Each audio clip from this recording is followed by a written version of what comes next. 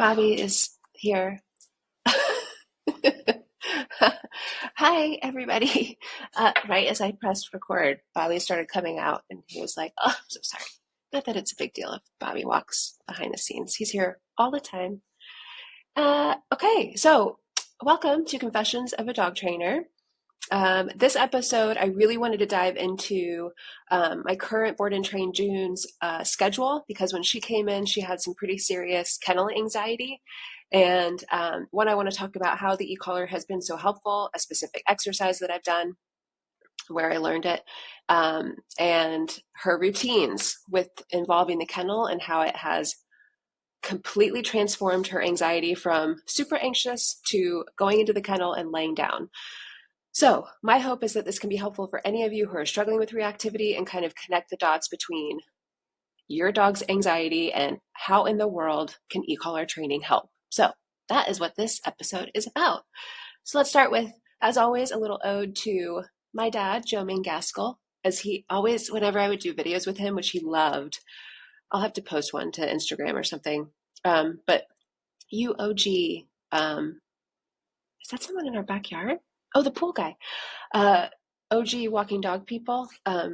You've seen these videos, and he would always say, Joe Gaskell, and it was the best. So I've got my cup of Joe. I'll wait for you to get yours. Oh, sorry. Okay, so, and I also have at the end, we're going to do some Q&A. It's going to be like rapid fire Q&A. I'm going to try to really get through the questions with the answers that will be helpful and to the point and help you get on your way with your new training information. Okay, so first, June and her anxiety. So today is Tuesday. She was dropped off, was it Friday? Let's see. She was dropped off on Friday. So she's been here Friday, Saturday, Sunday, Monday, 5 days. Okay. So when she first came in, I remember thinking, because the last training dog I had in Layla was a dream. She was great in the kennel. And for me, I love working with dogs, as I'm sure a lot of you other trainers do too. I love working with dogs who are great in the kennel because it's like a break. You can work with the dog, work through serious things like reactivity, which can be draining, and then put them in the kennel. And it's like a break, just a little break in your day for us dog trainers. So I usually don't work with dogs who have anxiety in the kennel because it's really draining for me. I just feel like I absorb the anxiety and I don't know, I just don't love that. But board and trains have been a little slow for me. So this person was referred from a past board and train client of my owner that I've worked with. I hate saying client because you're an owner and you're more than just a client in my business. And I was actually really excited. So one, to get a dog in because that's fun. And two, I always like to look at things that maybe challenge me as an opportunity for growth as a trainer. I'm not going to take in a human aggressive dog who I do not want to work with. I'm never going to work with human aggressive stuff. It's just not what I want to do. But anxious stuff, I always get some form of anxiety with dogs. And so I feel like it makes me stronger as a trainer, that skill set. So June comes in and she is super anxious in the kennel, just constant whining. She's laying, the most interesting thing, I was telling Bobby this, very interesting, where she would be laying down, her head all the way down and constantly whining, just constant. And usually when I've gotten dogs in who have been whining in the kennel, they're sitting up or pacing or maybe laying down but head up and panting. So this was very new for me. And I was like, oh my gosh, this is wild. So the first day I was using the e-collar, first I introduced it. I did a session with her where I introduced the e-collar. I used this kind of session in the backyard with no leash. In the e-collar starter guide, I'll link that in the show notes so you can refer to that if you'd like. In our updated version, there's 3 to 4 different intro sessions you can do. One including place, one including just the stim on the e-collar, which corresponds to levels 1 through 100. Stim is short for stimulation, and the e-collar is very similar to a muscle stimulator, so stim.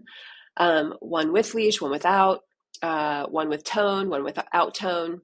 So in this session, I like to do tone plus stim in the backyard. I've explained that in another episode. I'm not going to go into detail about it, but I did that with her so she understands, okay, I felt this pressure. So when I start to work through things in the kennel and use the e-collar as a way to interrupt that anxious loop, which is how I like to describe it, um, it's nothing new to her because I find that that can freak a dog out more. So I at least want to introduce it with one session. So put her in the kennel and started to interrupt the whining with the e-collar. I start a little bit above the working level because I want to see how does she respond. All dogs respond differently to the e-collar, especially when they're anxious. Some dogs are super responsive right away with lower levels. Some dogs could care less because their anxiety is so intense. A good example is if you go and watch my Daisy highlight. Oh my gosh, it's either Daisy or Rue. One of them struggled with anxiety in the kennel, and I show you, you can exactly see how she responds to the e-collar when I'm using it. And she was really responsive at lower-ish levels, which is great if that happens. It does not happen all the time. So with June, sure enough, she is not responding to lower levels. And it was working some where I was finding like it was interrupting the anxious loop.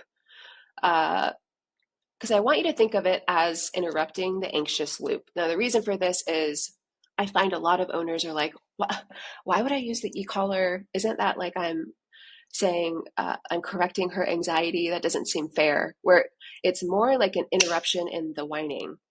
I like to think of it as a hamster on a wheel. The hamster's going, going, going, going. Your dog will just keep going in that anxious loop, whining, barking, pacing, whatever the thing is. But if you have something to be like, hey, that is more meaningful, it can stop that wheel, and then your dog can finally learn to start relaxing. So that's how I think of and like to describe it as interrupting the anxious loop. So with June, I was seeing some progress because on day one, I can't have a dog coming in here and just barking like crazy. One, it's not helpful for the dog. And two, I like sleeping through the night. I also find that once I say no to, well, hers was whining, but it was very loud, like barking pretty much. Once I say no to that in a way that's meaningful to the dog, the the path to calming down in the kennel is so much quicker. So I don't want to wait 4 days until I've had 5 e-collar sessions to finally address whining or barking. It's not necessary. So I find day 1, day 2, I can really start to work through that stuff and then go back to really fine tuning e-collar work and how to create that quote unquote language. So with her, day 1, day 2, I was using the e-collar as just either a tap on the e-collar or continuous. I'm not going to tell you levels because it's just so different for all dogs. I don't want you to compare it to her levels. I also don't really remember. But I would dial up a little bit and then maybe dial down if I found that maybe I used a bit of a higher level for her, maybe in the 30s, with one tap to interrupt the whining, and then go back down a little bit lower to maybe apply continuous pressure. It's just applying the different e-collar pressures to see what she responds more to. Some dogs are really great with when they feel the pressure continually, it's kind of like a signal like, hey, okay, I feel this pressure. Okay, I'm just going to not do that anymore. Or it can amp a dog up more. So it's kind of all over the place. But if you are here and you are wondering, how do I use the e-collar to help my anxious dog be calmer in the kennel? Check out our guide to Guide to separation anxiety, where I go in detail about all the things I'm talking about here. There's also a lot of examples of training dogs I've worked with, so you can go and watch those. And what's it called? Yeah, and also the exercise I'm about to tell you. But what I really wanted to share is what has been a total game changer. So I think I did this on day 2 because day 1, she came in around 2 p.m. I usually give the option of 10 a.m. or 2. I should have said earlier in the day for her because she's anxious in the kennel so that I could have more time to work through it. Because I always want more time to work with a dog and get them into the routine of going into the kennel, especially if there's any kind of anxiety, so I can kind of work through that as best I can so that hopefully we get a good night's sleep. She slept through the night, which is great. Her owner was even surprised by that. So I think day 2, I was just feeling like what usually works with a lot of dogs, where I'm using the e-collar to interrupt the anxiety when the dog is in the kennel. It's not really working so well for her. So this is just take note. This does not mean that the e-collar and how I talk about it usually for anxiety, like in the guide to separation anxiety, is not going to work for you. I would start there. And then this is an exercise that has proven to be really helpful for me when working with dogs with any kind of kennel anxiety. So the setup is June is in the kennel. She has her e-collar on, and I have the door slightly open, but not all the way open, because she would have, when I first did this, she kept trying to like come out of the kennel as soon as she could, as soon as the door would open. So what I did was have it slightly ajar, but not all the way. I am looking at the camera, which I have watching her in the kennel room. The timing is really great, which is essential for this exercise. I'm watching on my iPad. I walk out of the room, close the door. Sure enough, she starts coming out of the kennel, and that's when the e-collar comes into play. So I start a little bit higher than her working level, and I press and hold, giving continuous pressure while slowly dialing up the further she gets away from the e-collar. From the crate. And then when she starts going back towards the crate, the pressure goes back down. So with her, I got up into the 70s. So this is out of 100. This is why I do want to preface with this exercise is an advanced e-collar exercise. If you don't feel comfortable, I totally get it. But it is a total game changer with anxiety in the kennel. So the whole purpose of it is the kennel becomes a safe space. I'm also going to link, I learned about this through Julie's Canine Academy. Josh did a video a while back and explained it really well. So I'll link that below so you can get a more maybe in-depth idea of what this exercise is about. He explained it really well. And I remember I heard it when I was working with a dog with separation anxiety and struggling. And I was like, oh my gosh, I have to try this with Fitz was the dog. And I tried it and I was like, okay, this is life-changing. Why doesn't everyone know about this? So I'll link that video in the show notes. So I did this with June. The thing to mention about this exercise is the e-collar, when you give continuous pressure, it times out after 10 seconds. So each time it did that, even if I was at a higher level, I would go back to pressing and holding at that level. The thing about that is sometimes what I found to be helpful is when it times out, and let's say it's at 55 because your dog has gotten away from the kennel, and also it needs to be in a closed room. Don't do this in your house where your dog can go into every single room in your house. A contained area is best. So when she got to the other side of the room and it timed out, then I dialed down a little bit to start over again. Not all the way to what I started with, but like maybe 10, 15 below the level I was at. That's just something to keep in mind, because sometimes when you go back to pressing and holding at that higher level, it can be a little too much. So just keep that in mind. So went back to pressing and holding, slowly dialing up. Sure enough, she starts to go back to the kennel, get into the kennel, and the pressure goes away. My finger comes off the e-collar button. Now, the thing about this that's so interesting, it's such, it makes so much sense. Your dog doesn't want to be in the kennel, but all of a sudden the kennel is the safe space in the room. It's awesome. It worked so well with her. So then what I did is she went back in the kennel. I continue watching on the monitor and I wait for, I don't know, 3 minutes maybe. And I see how she does. She lays down. So what I go back in and do is I open the door. I invite her out. I think tap on tone, because I had already introduced the e-collar and we had been using tone for recall in the backyard to go into the kennel room. So that was really helpful. So I don't even know if I had to tap tone. I was like, let's go. And she came right out. We just walked in the room and then I put her back into the kennel. I think I had to put a leash on at this time to get her back into the kennel, but I didn't have to force her. She went in very easily. So I think sometimes this exercise, someone who is completely new to e-collar stuff, it can make you think, well, if then my dog is scared to go back in the kennel, should I be worried that I did something wrong with the exercise? No, it's just another moment where your dog is saying, I don't want to do what you're asking. I'm not going in there. So you need to give clarity, put a leash on, give guidance. That's all. So put her back in the kennel, did it again. Closed the door. It was slightly ajar. Watching on the camera, went out of the room, closed the door, watched. The interesting thing about the second time with her was she waited a couple of minutes and then she started coming out. I started at level 14. How I remember that, I don't know, but started at 10. press and hold at 10, started dialing up. I only got to 14 and she went back into the kennel, which was so great.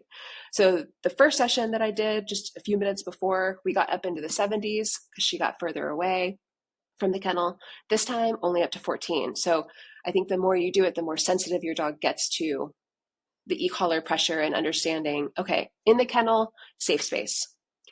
The coolest thing about this is I have found whenever I do this with dogs, it doesn't make them scared to come out of the kennel.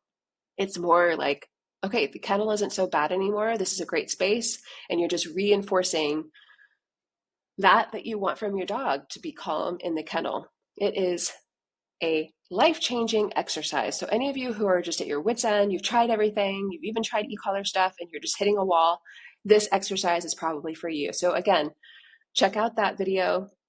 I'll link in the show notes, and then our guide to separation anxiety. If you want more details on all of this, I'll link that as well. So how often have I had to do this with her? I did it. So that was the second day I did it, and she was great the rest of the day. Still a little bit of whiny stuff in the kennel. But then after that exercise later in the day, because I'm going to talk to you about her specific schedule and the routines that I have in place. Later in the day, I'd close the door, leave, and watch, and she would whine a bit. But then what was helpful was using the e-collar just kind of as a way to say no to the whining, to interrupt that whining. From she can't see me, I don't have to say anything to her. I'm outside of the kennel room. And I'm pretty sure like around 15, I tapped and she stopped whining, went to the back of the kennel, curled and laid down. So way better than the first day where that kind of a process with the e-collar with just a tap to interrupt the whining wasn't as helpful. But after I did that exercise of her getting out of the kennel, the pressure, she goes back in, that's her safe space now. Now the e-collar means a little bit more with those smaller moments of trying to interrupt the whining. So I hope that's helpful for you. I'm telling you, it's such a life-changing exercise. Again, it might be a little advanced, but I know if I can do it, you can do it. You know, it's not like you have to be a dog trainer who's been doing this for years and years. It's just all about how you use the tool and feeling confident that you're doing the right thing. So hopefully by sharing this with you and just how transformative it has been for June's anxiety in the kennel, I hope it's encouraging for you. Okay, so now to her schedule. Take a sip. Okay, so when I'm working with a dog who is anxious in the kennel, a priority for our schedule with her is kennel time. Anytime I do something with her, it could be backyard time, it could be doing a session with her in here, it could be going for a walk. I follow it up with kennel time. Now, for some other dogs, I might do a mix of place time and kennel time, but this is day 5 out of 2 weeks, her 2-week program. So I think today, because she's been doing so great in the kennel, and what I mean by that is after we got back from our morning walk, I walk her in, I put her in the kennel, close the door, leave the room, I look on the camera, no whining, she gets some water and goes and lays down. Where day 1, day 2, she probably would have been sitting and panting. And I'm going to talk some about panting and anxiety because I got some questions about that. So she's visibly a bit anxious. Where now she's into the routine, she knows what's expected, she just lays down and relaxes, which that is the goal. A relaxed and calm dog is the happiest of dogs. A dog who's anxious in the kennel and unsettled, not happy. So she's doing so much better. Also, with kennel stuff for me as a trainer, I want to really solidify that skill so that when she gets back home, her owner can also do the same thing. It's just like plug and play. She can put kennel time into her schedule, and June will really have strengthened that skill of going into the kennel, knowing what that means and what she should do. So that can be continued back at home. So that is a huge part of her daily schedule is calm kennel time. So, and I was going to try to be as specific as possible. So I'll tell you, let's do an example daily schedule. So I wake up in the morning. I like to have coffee first. So this morning I woke up at, I think about 6:15, 6:30, have a coffee, some water first. I've heard that's very important. And then I go out, let her put her e-collar on in the kennel, let her out of the kennel. We have a potty break, maybe 10 minutes. Then I use tone, another moment to reinforce using tone for recall. Because if I can do recall with the e-collar in the backyard, it's going to be so much easier to use it outside of the dog park where there's a bunch of squirrels and distractions. So back into the kennel, I feed her breakfast, put it in the kennel, close the door, leave the room. Go back into the room to get the bowl, put it on top of the kennel. Because again, this is another moment where, if you have an anxious dog in the kennel, you're like trying to not disturb them ever or let them hear you, because that usually gets them more anxious. Like the first day or two, I was telling Bobby, please, when you let our dogs out back, be super quiet, close the door quietly, because our kennel room is right out there attached to our garage. So I totally get it. It's like you're trying to avoid any anxious stuff.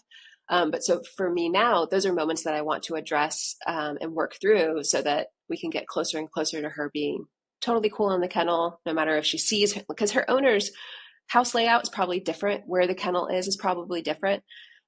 So I don't want June to never be exposed to seeing things when she's in her kennel, because some dogs can get more worked up when they see people when they're in their kennel, or it's the opposite. So go back in, take out the bowl, close the door, walk out of the room. So the first couple of days of doing this, maybe the first 3 days, she struggled a bit because she sees me walk out. She's like, it starts up her anxiety with the whining.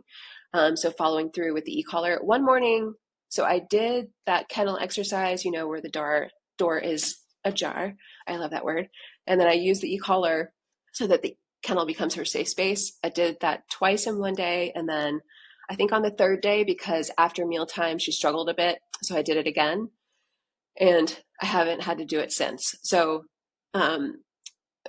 now, ever since I've done that, when I go in and take out her bowl, close the door, go out of the room, I want her to hang out in her kennel for about an hour, because that's before our morning walk. It gets really hot here in Orlando, so I like getting a good walk in each morning. And I want her food to settle. And I also want to reinforce that when someone takes your food out, it doesn't mean that it's go, go, go time. So that's just a little routine that I want her to get into the habit of doing. So then I go out, take her for a walk around our neighborhood. We come back, I put her in the kennel. I love, dogs are such creatures of habit, and you can use habits to your advantage. If your dog knows, how many people have you heard say, my dog knows it's 5 o'clock and it's time to eat, so they'll just sit and stare at me? How do they know that? I don't know, but dogs are such creatures of habit. So you can use that to your advantage, and kennel stuff is no different. It's very similar. You can plug place into any time that I say kennel stuff. So the place command and kennel can be swapped. They're both super beneficial.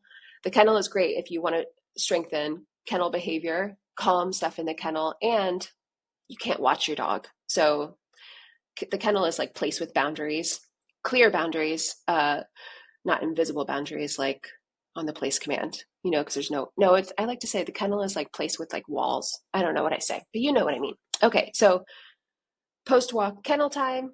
Then I'll come in here and work on something for an hour, maybe an hour and a half, and then I'll probably bring her in to put her on place. Backyard time first, so out of the kennel, backyard time, inside place, maybe work on something first, an active session, place time, and then back into the backyard, make sure she needs to go potty or anything, and then back into the kennel. It's pretty much like that all day long. Kennel time, outside active training time, kennel time. So then afternoon stuff, very similar. I always like to do, it's like an afternoon chunk of kennel time for training dogs. It's about 2 to 3 hours. The reason for this is, one, I like to have time with my family, my dogs, my husband, have some lunch, relax a bit, work on some business things. And then I'll have an active session in the afternoon with a training dog. The other reason for this kind of a routine is I'm always thinking about owners' lives after the dog gets back home. And I want June to be comfortable and confident going into her kennel at her home. So the more that I reinforce it here, the better it will get. So afternoon, some kind of training session or a place session, and then some backyard free time, and then kennel time. And it's usually, I give their dinner around 4:35, same as the morning, put the food in, leave the room, come back, bring the bowl out, and she hangs out in there for an hour or two while we cook dinner and make our dinner and relax, watch TV. What I've been doing with June that I usually don't do with other dogs is we've been going for an evening walk. Usually I like to stop my dog trainer schedule around 5, and the last potty break for training dogs would be going into the backyard, some free time back there. But we've really been enjoying taking June and Charlie on an evening walk. And then I bring her back, put her in the kennel, take off her e-collar, and she's in there for the night. So she's been going to bed around 7:38 and waking up around 7. So a really good chunk of time. So now we know she can definitely sleep through the night. She was waking her owner up each morning at 4 a.m. So we won't have to worry about that anymore. And that is what her schedule looks like. So I hope that this is helpful. It feels like I need to take a sip of water. It's so much information. But I really just want you to see there is a good amount of kennel time, because that is what we want to reinforce and help her get more confident. And sure enough, I'm telling you, getting your dog into these habits and routines, it is amazing. Just to watch a dog totally get it. And now she just walks into the kennel on her own. There's no way that would have happened on day 1, day 2, day 3. So we're in day 5. And now she just knows. We come inside from backyard, time to go into the kennel. Sometimes she will kind of give me a little bit of a hard time still, not wanting to come into the porch from being in the backyard. But it's a great opportunity for me to work through some recall stuff using the e-collar. So I welcome that. But yeah, use routines to your advantage. I like to always say follow up something active with something calming. So place or kennel stuff. So if you're struggling with kennel stuff, prioritize that after something, a walk, playtime, free time with kennel time, and make it a part of your daily routine so your dog can expect it and just get into knowing that that's what's going to happen. So there's no more guessing or freak out. It's more, okay, this is the normal routine. Let's do it. Okay, so I hope that's helpful. As always, message me on Instagram. Let me know if you have any questions. Let me know that you listened to the episode, so I know you've heard all of these things and I can help you as best I can. Oh, side note, our dad hats launched, our hats for owners.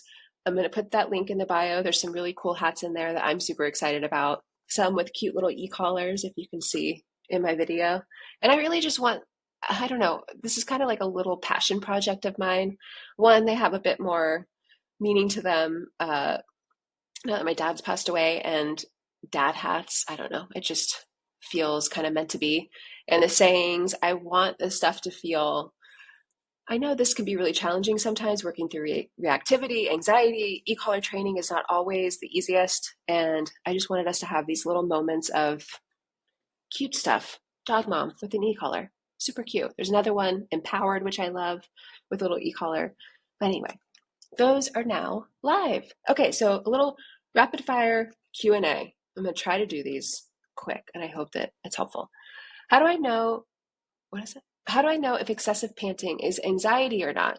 If you just come back from a walk, or your dog was just running in the backyard doing zoomies, if they come inside and they're panting, that's not anxiety, that's just hot. That's how dogs release that hot energy. But if your dog is just sitting around and you have not done any kind of exercise and they're panting, that's anxiety. June was doing that a lot in the kennel initially, where she would go in, we didn't do anything active, and she would start panting. That's anxiety. So that's the difference. If you haven't done anything active and there's panting, it's more times than not anxiety. And I'm going to jump to, let's see. Okay, how to use the e-collar for kennel whining for one dog and car panting for the other. So you can't really correct panting in the car. I was telling an owner in a virtual call the other day that if your dog is it's so, I mean, some of you will get this and some it will sound weird, but there are some dogs who pant and it's like their panting gets louder and louder. So it's as if they're working themselves up through their panting. That is different than just panting. Panting, you cannot correct. That's more like you just have to kind of wait it out. Whenever I'm working with a dog who's anxious, it's just exposure plus a job is really helpful. So let's say a dog is really anxious in the car. We're going to go for some more car rides to nowhere and just expose the dog to the car. Exposure plus a job. So then I'm going to give the dog the down command as a job in the car. But if the dog is panting, I'm not going to stop that. It's really just how your dog kind of works through the anxiety, and that calms down with time. But if you have a dog who's like panting and it's like and it just gets louder and louder, you can use the e-collar to interrupt that, and just think of it as a way to kind of snap your dog out of it. Usually what I find is it will be like, oh, okay, and they stop panting so loud, and maybe they're still panting but it's a little more relaxed. You can use the e-collar for that. And for the whining in the kennel, everything we talked about with June, I think would be really helpful. And also in the problem solver guide of the e-collar starter guide, we have some examples in the back. It's like the reference cheat sheet where you can see which dogs I've worked with who have struggled with that and refer to their highlight on Instagram. So you can do that as well. But it's really, if you think about the e-collar as a way to interrupt the anxious loop, you just either tap and slowly dial up each time that you tap.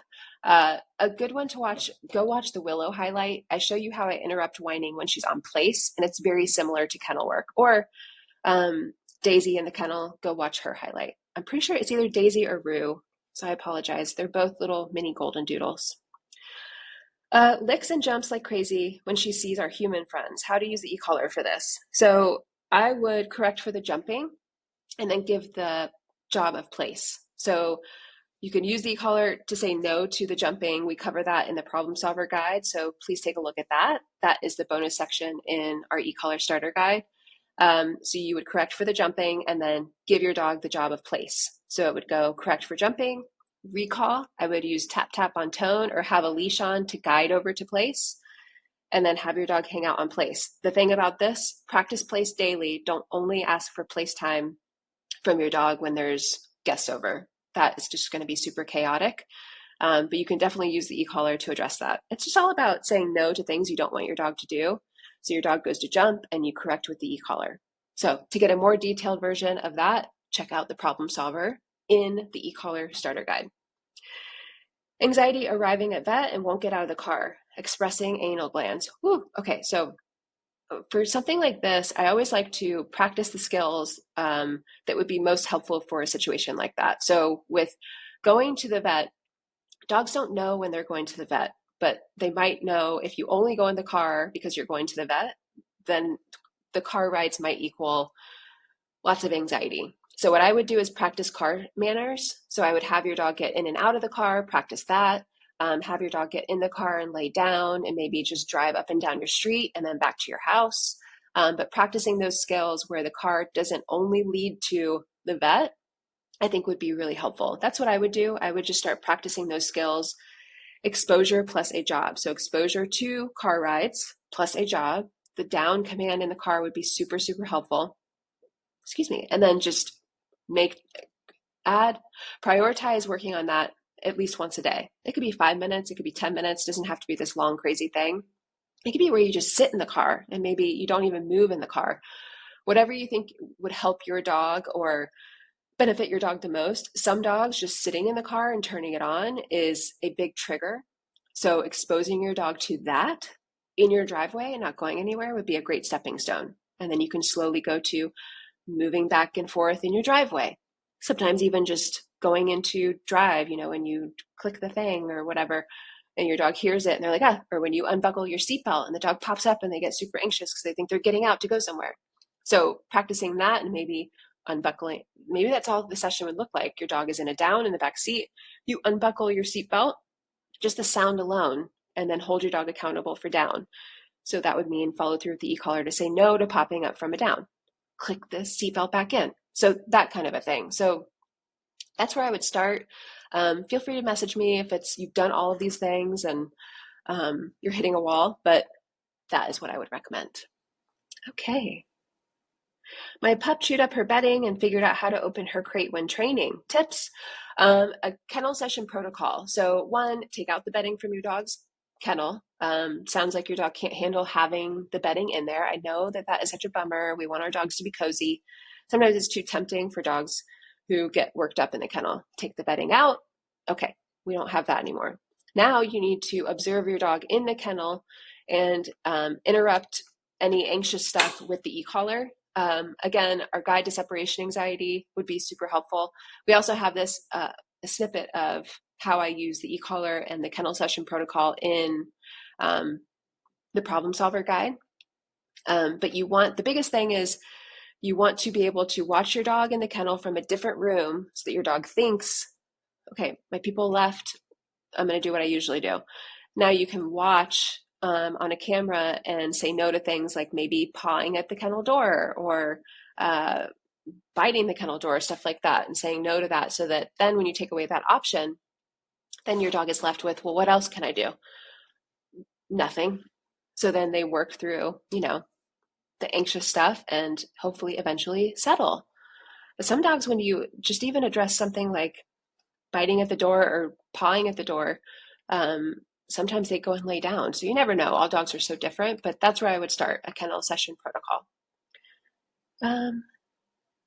Or that exercise I talked about in the beginning of this episode.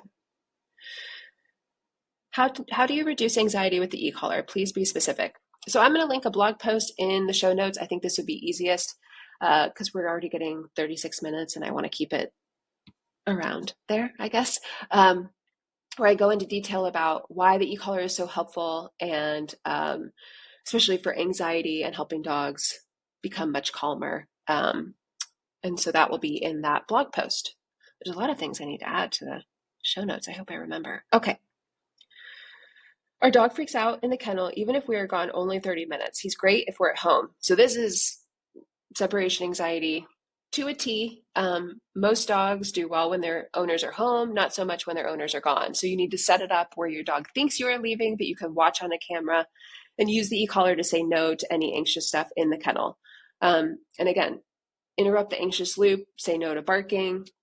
But it's such a helpful exercise because your dog thinks you're gone, but you're really there and you can watch and say no to stuff. And it creates a new association. My owners leave, but that doesn't mean that I can do all of these things. So you have to set it up. A kennel session protocol is what I called it in the guide to separation anxiety. So if you're new to e-collar work, I would get the e-collar starter guide and anxious dog, that bundle. Or if you already have it, refer back to the guide to separation anxiety and just really, sometimes it's helpful, I think, to read through it and then go and try stuff and then go back and read it again. But you need to set up a session where you work on this. And in the guide to separation anxiety, there's an example schedule of how to set this up, when you should work in the kennel session protocol to your day. And that would be really helpful. But supervising and setting it up as if your dog thinks you left, but you haven't, is really when you can make the biggest changes. Okay. Yeah, okay. Oh, one more. Our dog is scared of the tone sound on the e-collar. How do you work through this? So I've worked with a couple dogs that do this, and all I do is I'll have a leash on, and instead of, usually when I'm using tone, I'll like tap, tap, usually as much as possible anytime the dog comes towards me or I turn, or to encourage movement as much as possible. But if a dog is nervous of it, I will only tap on tone every now and then. I start to get a dog into a groove, they're following with me, great, and then tap on tone, all of a sudden they're like, they didn't even realize that the tone sound happened. So just be more sporadic. And when you use tone, have a leash on. I think that would be super, super helpful. Get your dog like kind of loosey-goosey moving with you. And then every now and then, just without your dog even realizing that it happened, tap on tone. Good. Don't make a big deal out of it. And that is what I would recommend. Okay, I hope this was helpful. As always, message me on Instagram. I love doing these episodes. They really, I don't know, they fulfill me. They make me feel like I'm helping in some way. And I hope this was helpful for you. Message me on Instagram if you have any questions. Let me know you listened to the episode, and check out the show notes for any of the other resources. And yeah, until next time, bye.